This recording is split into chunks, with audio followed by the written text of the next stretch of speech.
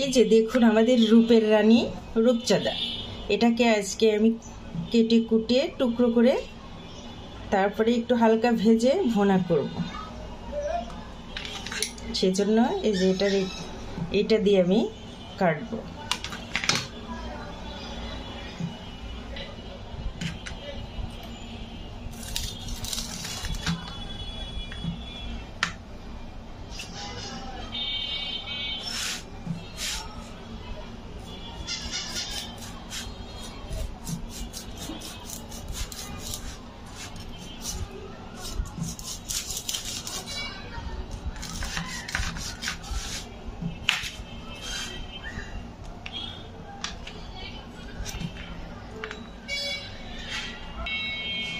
কেটে ফেলেছি, এই যে অনেকগুলো টুকরো হয়েছে।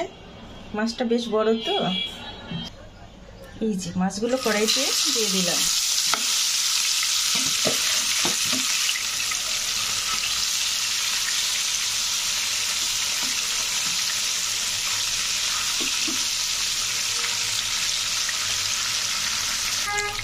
মাছ ভাজা শেষ, হালকা করে ভেজে নিলাম। এবার এই তেলে একটু তরকারিগুলো সাফ করে নেব। এর মধ্যে বেশ কয়েকটি আস্ত কাঁচামরিচ দিয়ে দিলাম। এবার কড়াই থেকে এগুলো নামিয়ে ফেলবো। আবার কড়াইতে বেশ খানিকটা তেল দিয়ে দিব।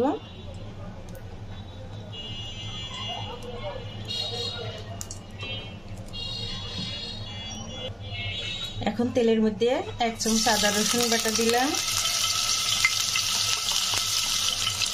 জিরা বাটা,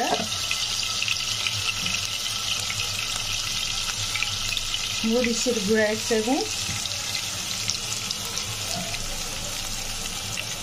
হলুদের গুঁড়া 1/2 চামচ, সামান্য একটু লবণ। মশলা কষানো হয়ে গেছে, মাছগুলোর মধ্যে দিয়ে আর একটু কষিয়ে দিব। তরকারির কালারটা একদম ছপটা ছপটা। এবার তরকারিগুলো এর মধ্যে দিয়ে অল্প পানি দিয়ে দিব।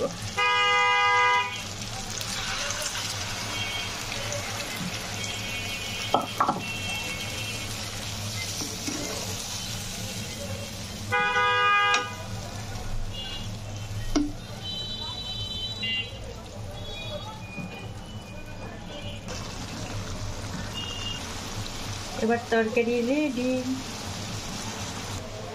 এবার প্লেটে ভাতও নিয়ে নিলাম, খেতে বসবো।